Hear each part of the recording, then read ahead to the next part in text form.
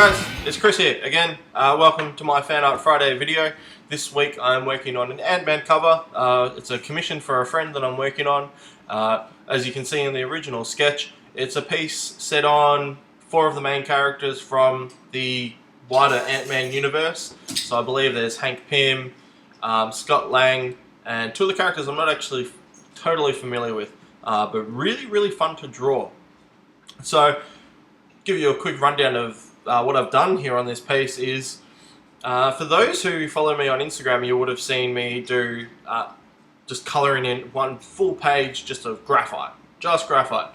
What I was doing there was creating almost like a carbon copy paper on the back of a printout of that original sketch.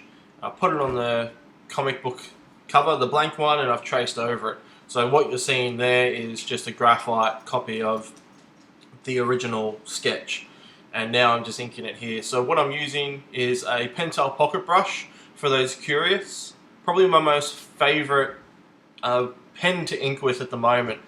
Otherwise, generally I do use the Pigment Microns as well, but the pentel pocket brush it's really nice. It's almost like a authentic synthetic brush, just with a continuous flow of ink. So it saves me having to go back and forth and keep, replacing the ink, and there's just a lot of mess and I just can't be bothered with it. So the pentel brush just wipes it out of the water with that. It just saves me a lot of hassle. Although I have been thinking that I'm going to probably go back to the traditional method, at least when I go to violin. I really want to do that as a fully traditional piece, and every page I want to be done traditionally with brush and ink on most likely Bristol board, or at least a nice sort of heavyweight paper that's quite nice and smooth. Not so much to do with anything in particular, like not so the style or anything I'm happy with when I work digitally, but it'd be nice to have those finished pages at the end of the day, and I might even letter them traditionally as well. So from watching Kevin Cross's videos, if any of you guys have checked it out, the way he does Monkey Mod is he'll do all his stuff digitally, his main sketches, and he'll also do the lettering, and then he'll pencil that, and then he'll ink it. So I'm thinking of doing a similar thing where I'll at least be doing all the pencils traditionally, and then I'm going to digitally, I'll be doing them all digitally, and then I'll be putting all the lettering in as well, and then I'll print that out and ink it all traditionally. But we'll see how that goes. Things might change, but that's my current plan at the moment. So I've just started on the first draft, proper first draft of the script as well. It just changed a lot from my original concept, but I'm really digging where it's going. From what was a little bit more childish and playful is sort of going to a bit more of a darker place where I can really play around with the roles of the characters and really bring a lot more character development. So it's really exciting.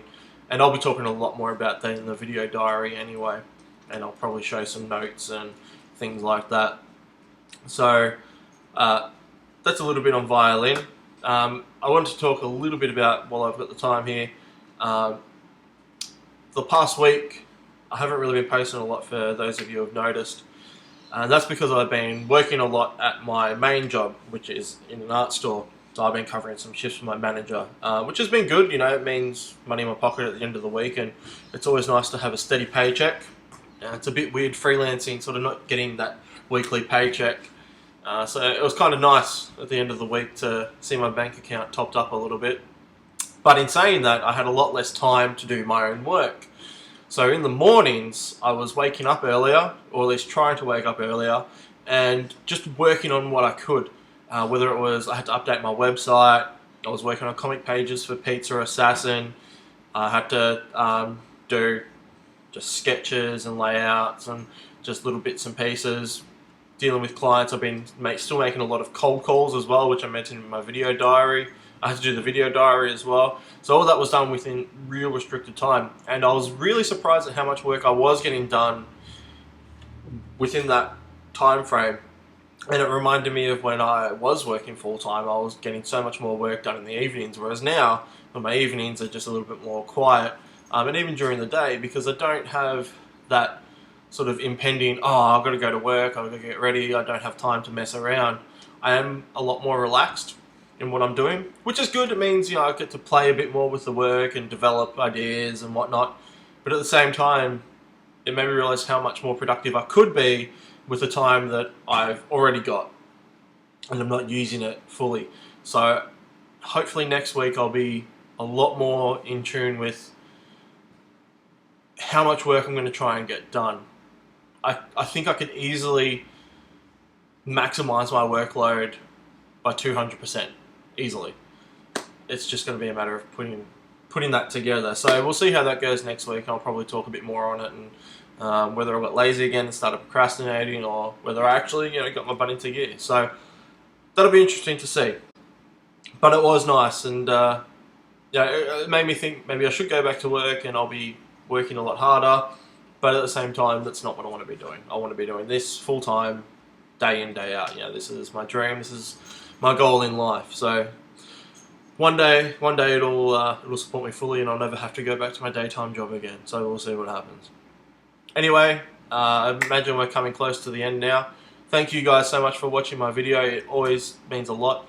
Please, if you get a chance, like and share my video if you can. Subscribe to my channel. That way you get regular updates on my videos as they come out. I'm doing 2 videos a week, so there's always going to be something coming along.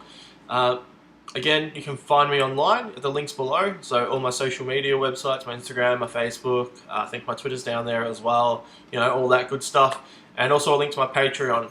So for those of you who aren't members of my Patreon, Patreon's almost like an online tipping service. So you, once a month, tip me however much you want, and you, in return, get exclusive access to a lot of work that I don't post online to the public, and also you get early access to all these videos as well. So all my videos are released 2 weeks earlier for all my Patreons, and you also get a say in what I draw and what I post, and it's a really nice place to have discussions as well, so you can pick my brain there as well. I love to chat to all you guys about that.